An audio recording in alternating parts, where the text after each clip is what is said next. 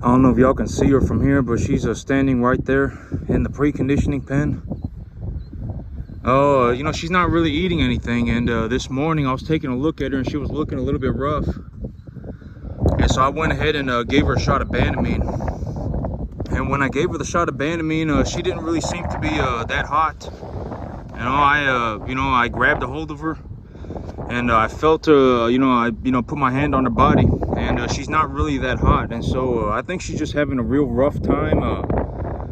I gave her some alfalfa. I don't know if she's gonna eat it. I really don't want these animals eating hay, and so I gave her some alfalfa.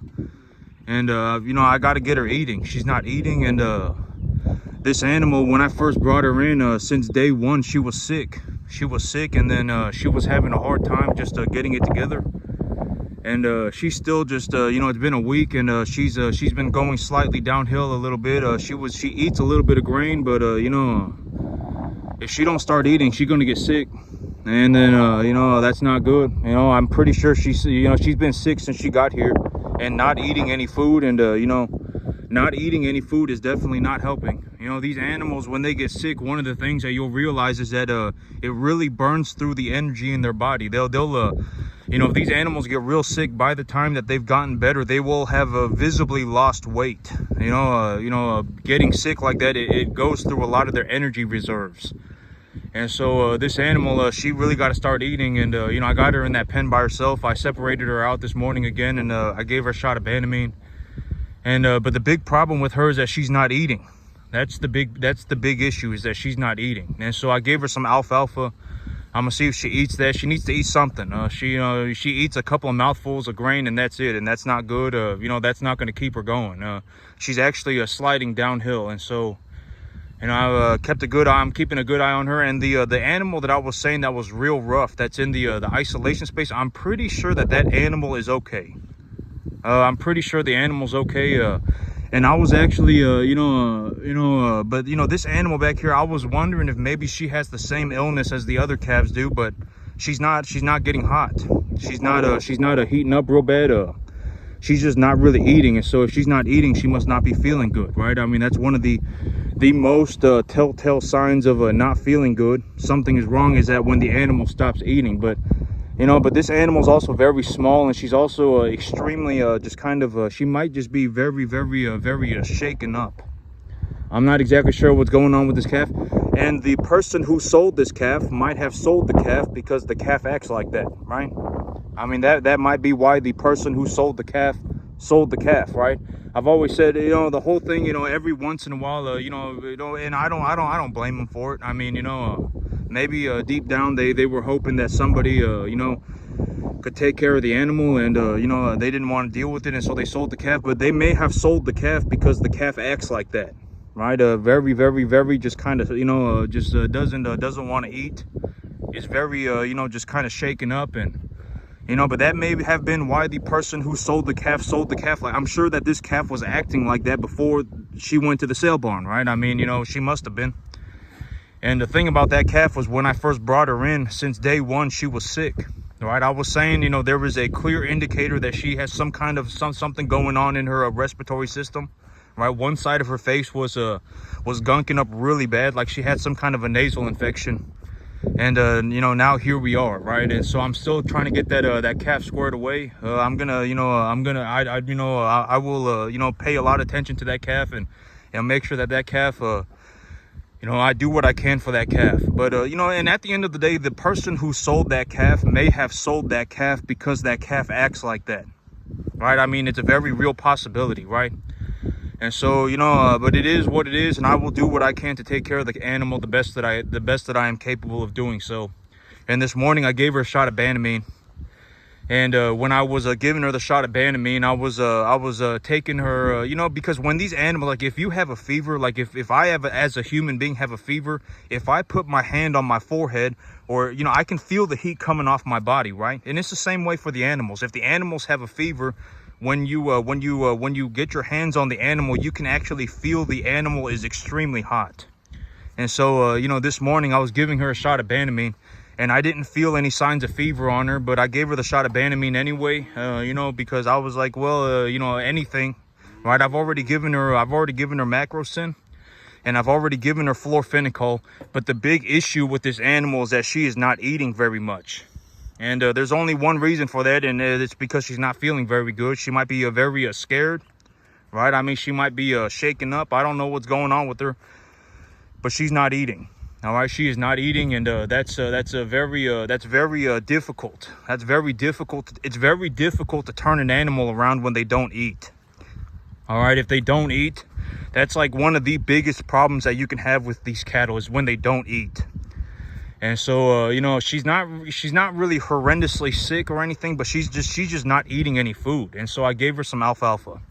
And I got her on some grain, and I have her in the preconditioning pen by herself. And the animal that's in the isolation space, that I was like, this animal's doing very poorly, looking real rough. I'm pretty sure she survived. And whatever she had, whatever she had, it was very intense for a couple of days. It was like she had a burning hot fever. I mean, she was burning up really bad. And the antibiotics, I don't know if the antibiotics helped a lot, but I'm sure they did. All right, I treated it with macrocin and florfenicol. The same exact treatment that this calf in the back got over here. But the Banamine helped a lot. And I kept her in front of a fan in a shaded barn, and I kept her in front of a fan. And I'm pretty sure I have one calf that survived. I took a look at her this morning, and I was like, I don't want to jump the gun. Actually, I took a look at her last night, and she was looking like she was doing better. And then this morning I took a look at her, and I was like, I'm pretty sure, and yesterday I was like, I don't really want to say anything about it because she might take a turn for the worst.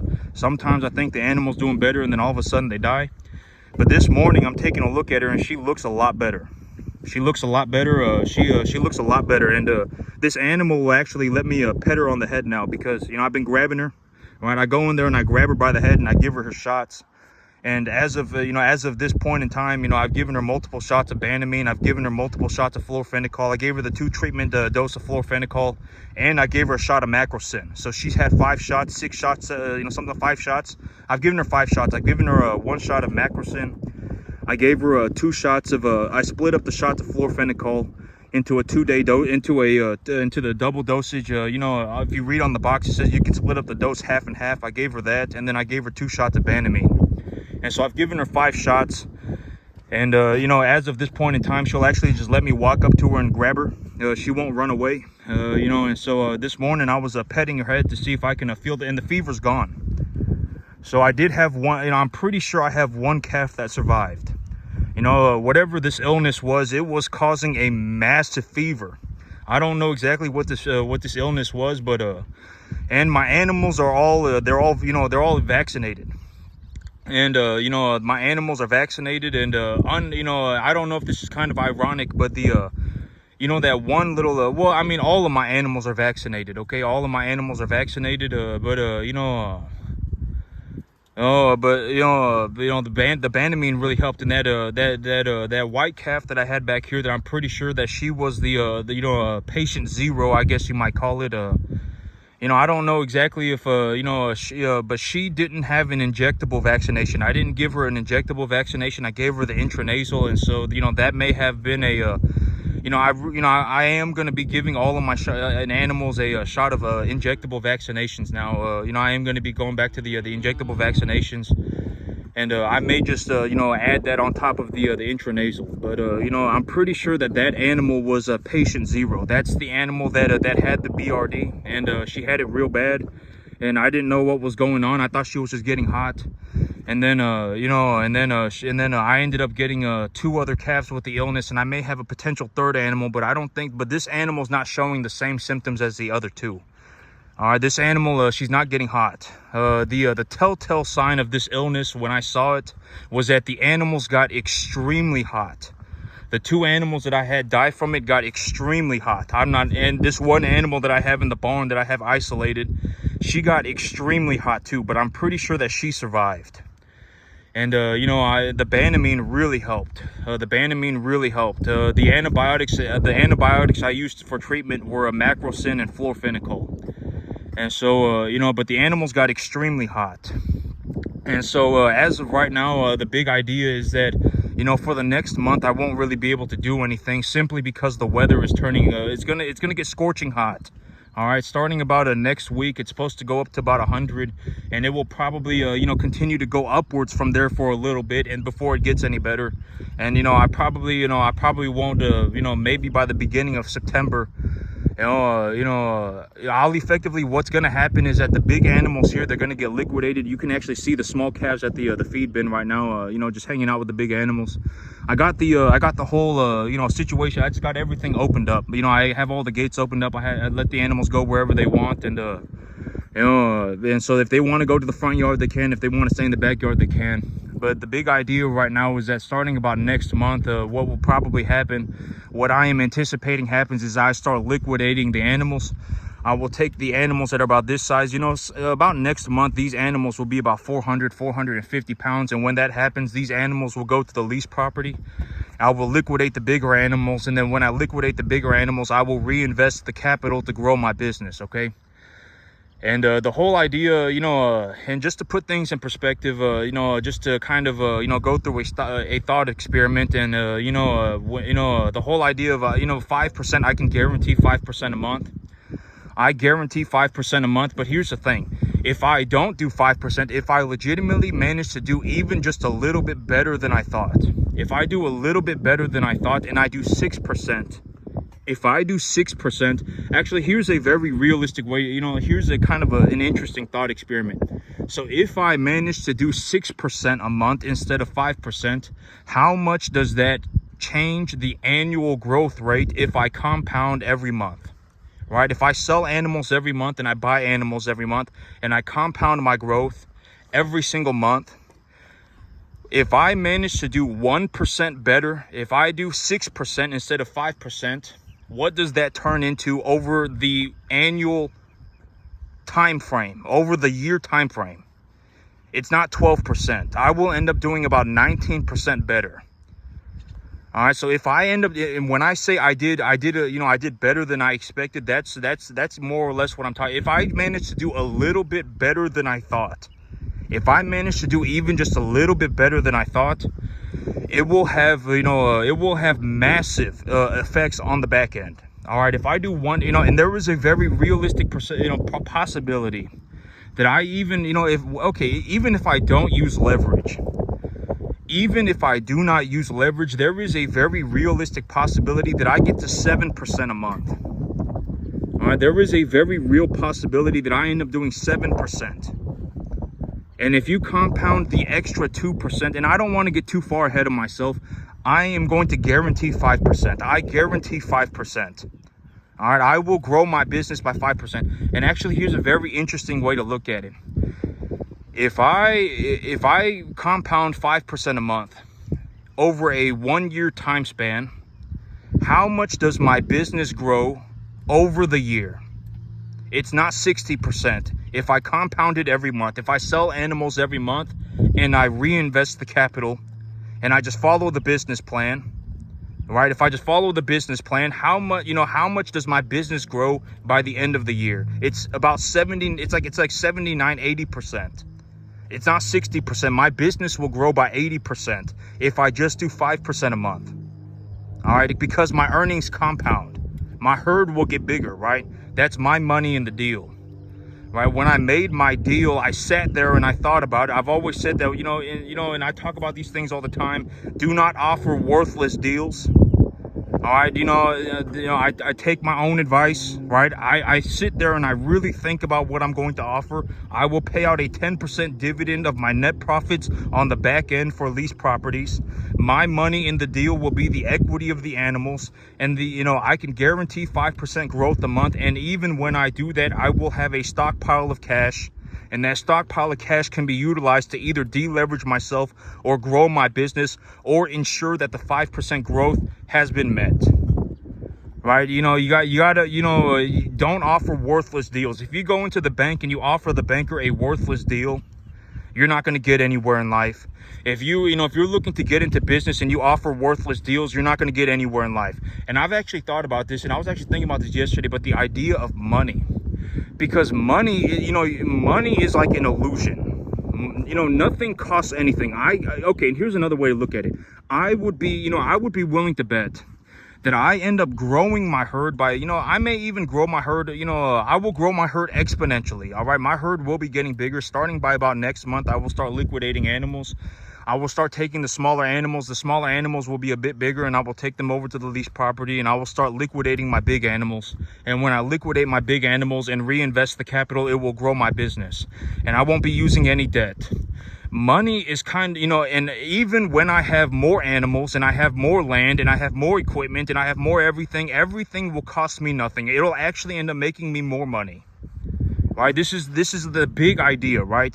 This is the big idea. Money is kind of an illusion, right? In terms of like and I've already said that the whole thing about like an interesting way to look at this, like if I was going to show you what money looks like to me, what the world looks like to me, right? Because at the end of the day, I actually did it.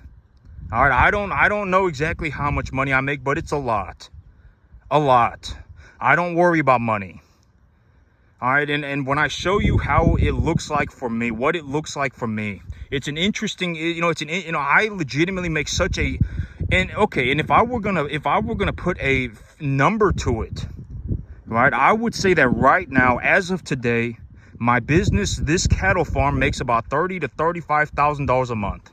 What do I do with the money? I grow my business with it. And you're going to get to watch me reinvest capital here in about 1 month. I've just been sitting here collecting money, and I effectively have to wait until the weather, eases up a little bit.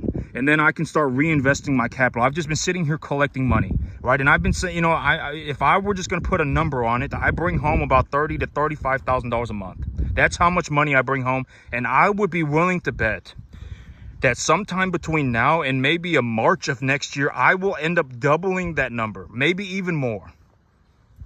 I may even end up more than doubling that number. All right, I got put a little bit behind because of the weather. All right, I got put a little bit behind. I've legitimately for like the last month and a half, I've actually reduced the size of my business, and I'm just collecting money. All right, for the last month and a half, I've actually reduced the size of my business, and this has really slowed me down. And I had a bit of a BRD outbreak. I had a bit of a BRD outbreak, and I reduced the size of my business because of the weather conditions. All right, but starting by about next month, I believe that I will get started again, and sometime before March of next year, my income will go to about I would say $70,000 or $80,000 a month. I would be willing to bet.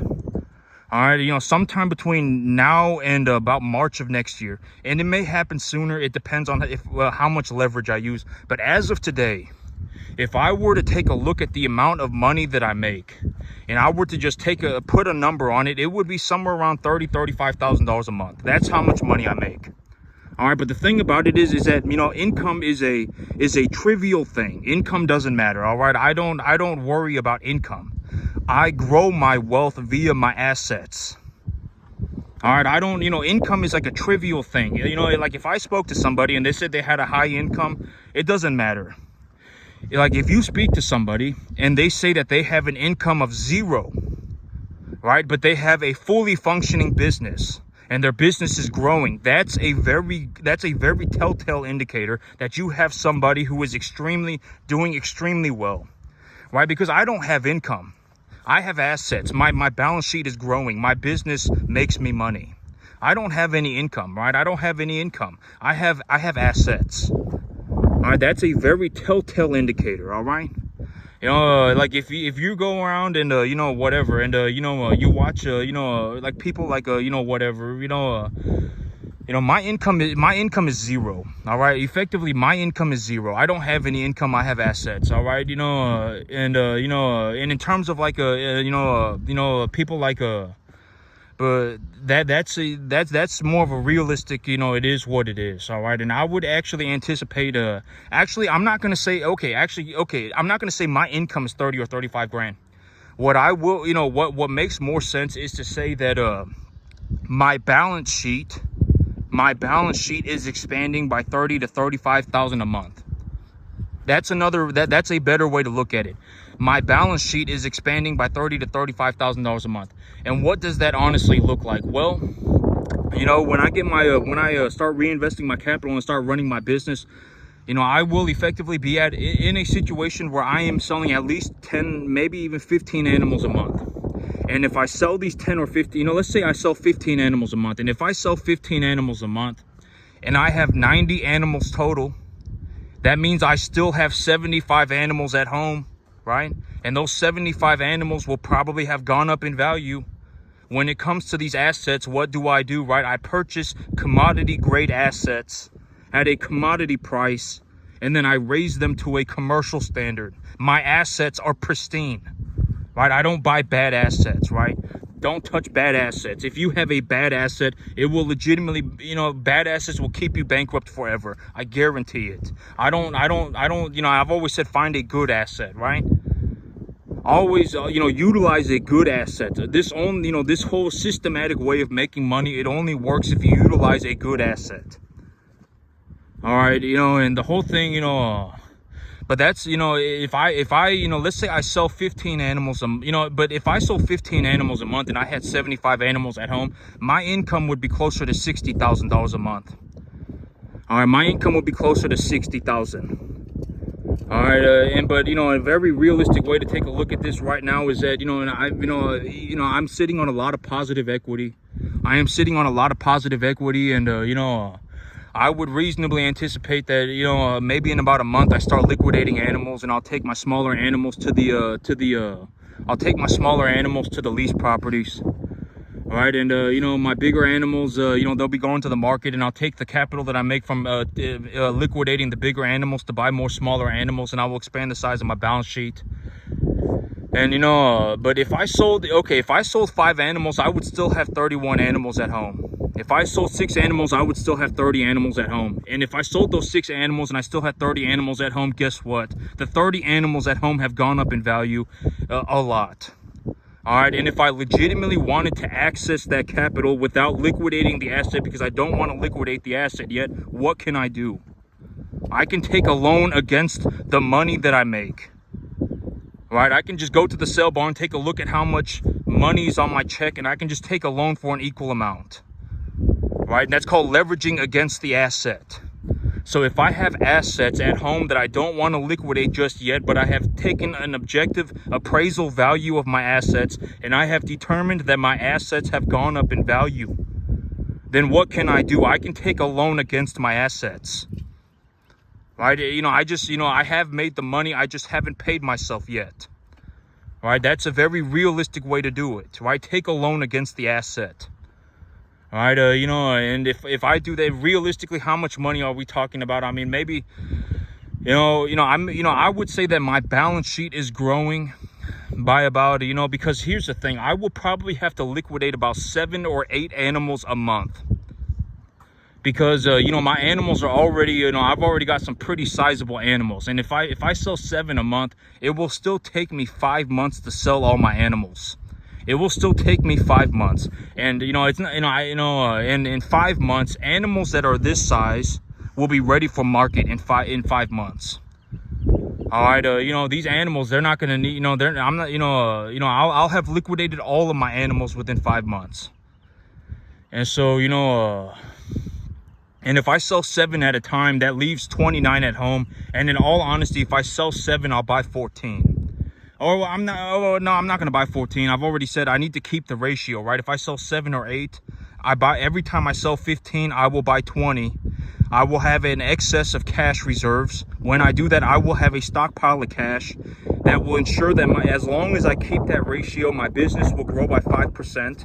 And the stockpile of cash can be utilized to effectively just make sure that the growth objectives are met, buy whatever I need. And if I have any, you know, with the money that is left over, I can either deleverage myself or grow my business. If I have more space to run more cattle, I will grow the business. If I don't have any space to run any more cattle, I will deleverage myself with the money.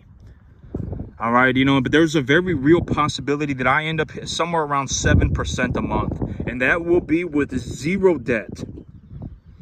I won't be using any debt, and I may still grow my business by 7% a month.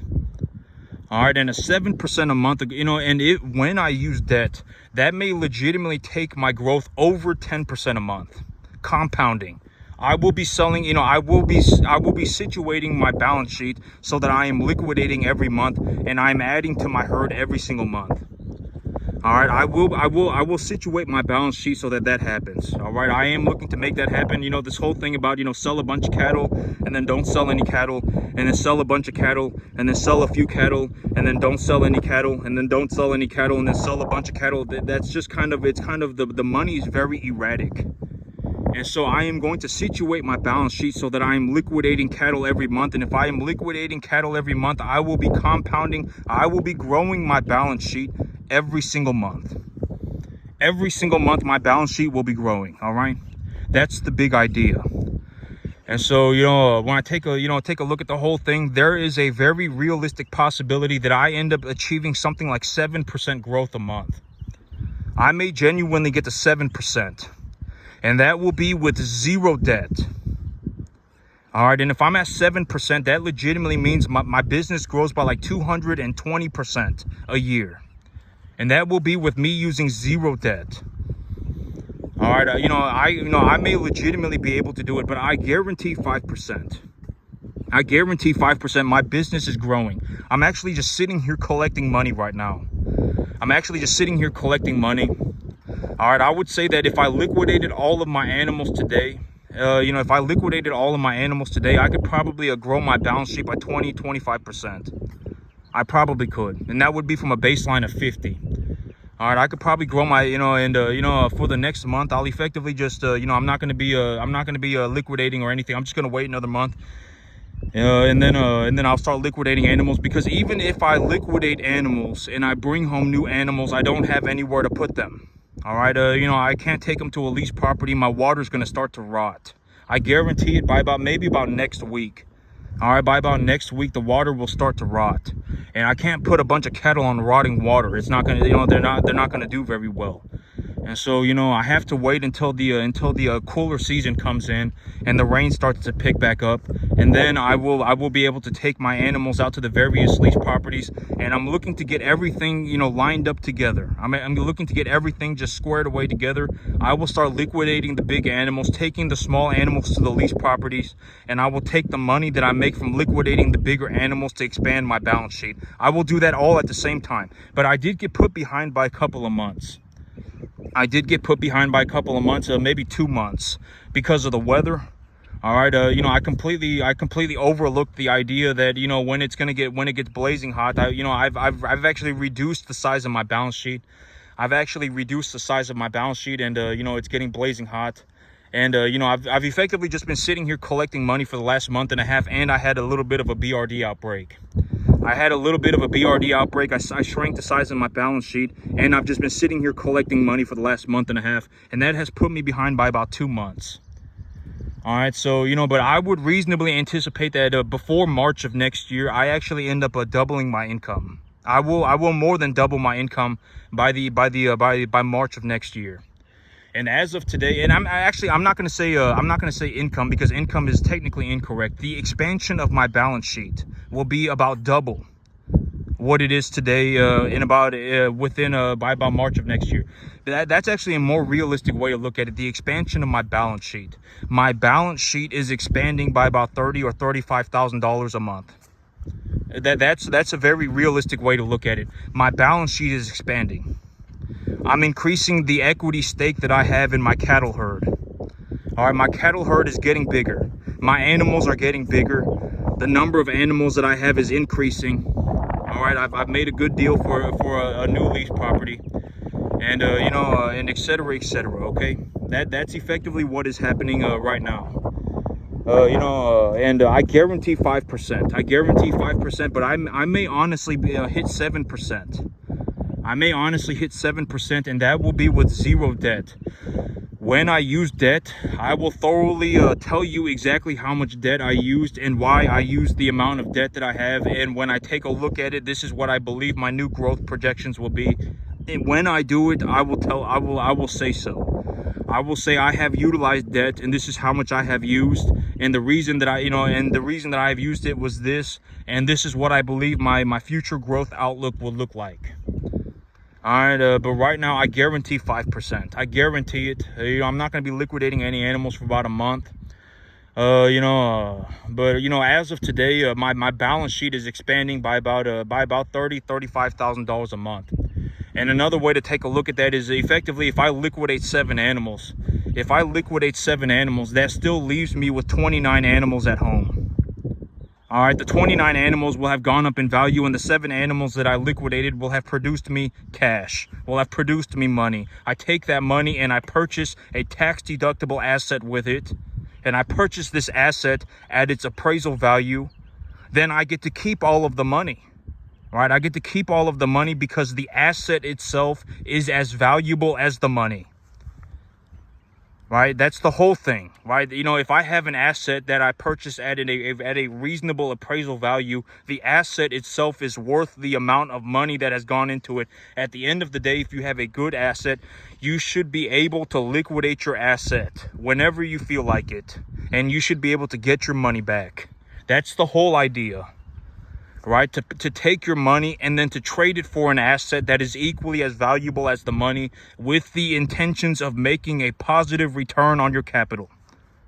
That's it, right? It's not confusing. That is legitimately the answer. If you legitimately regurgitate that answer, all right, until you memorize it, I mean, I'm not giving you the wrong information. That's the whole idea. Take your money, purchase something with the money, trade your money for something that is equally as valuable as the money. And the reason that you do that is because at the end of the day, if you legitimately wanted your money back, you could liquidate your asset.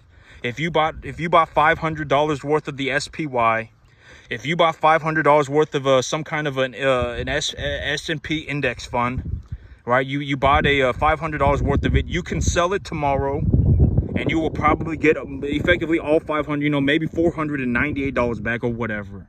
You may even get $502 back, who knows. But the big idea is to take your money and trade it for something that is equally as valuable as the money. That is called the appraisal value. And the reason you do that is to make a positive return on your capital. That's it. All right, it's not confusing. All right, and when you do that long enough, and then when you get to a very high level of investing, right? When you get to higher level investing, I'm not going to call it very high level. When you get to high level investing, you're effectively now in a situation where you are intentionally raising the value of your asset. That's the big idea. That's upper level investing. I am now intentionally growing my money. I am systematically growing my money on purpose. Right, I have purchased this asset, and I believe that if I do, A, B, C, D, X, Y, Z, I fill out the vacant spots. I remodel the building, and I fill out the vacancies, and I've taken the deal to the bank, and the bank has appraised my deal, and the owner wants a little bit less than the appraisal value, so I have gotten a good market value deal on it. I put 20% down on it. I remodeled the building. I filled out the vacancy, and then I increased the value of the asset. And when I have increased the value of the asset, I went and got it reappraised by the bank. And then you can, if you don't want to sell your asset, you can refinance it or whatever. You can take a loan against your asset. All right, or if you legitimately just want cash for whatever, and there is, after a certain point, I guarantee it, once you hit about $15,000 a month in cash, you will see how unimportant cash is. All right, once you hit about $15,000 a month, cash becomes negligible. Money becomes an illusion. Nothing costs anything.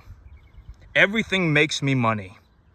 Money becomes an illusion. Well, once you hit about $15,000 a month, and I've always said that, a very clear indicator of a poor person is if they are extremely fixated on the idea of making cash.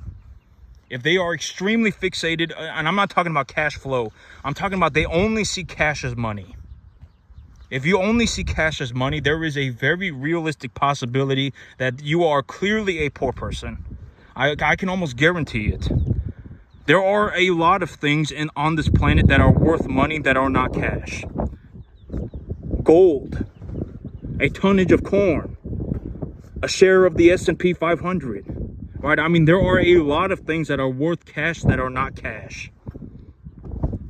All right, after, once you hit about $15,000 a month, cash becomes negligible. Cash becomes like almost, borderline like a, It's not even that good. I mean, it's a good asset. You should have cash. You should have some cash. I mean, you should not be in a situation where you are underwater financially, right? I mean, but at the end, it's not that great of an asset. Cash is not an incredible asset, okay? At the end of the day, when you do it correctly, nothing costs anything. That's the big emphasis, right? And everything costs me nothing. All of this costs me nothing. All of this makes me money. Even when I grow the size of my herd by 200% and I buy myself a bigger truck, even when I do all of that, none of that will cost me any money. All of that stuff will make me more money. This is what I mean by money is kind of an illusion. Nothing costs anything.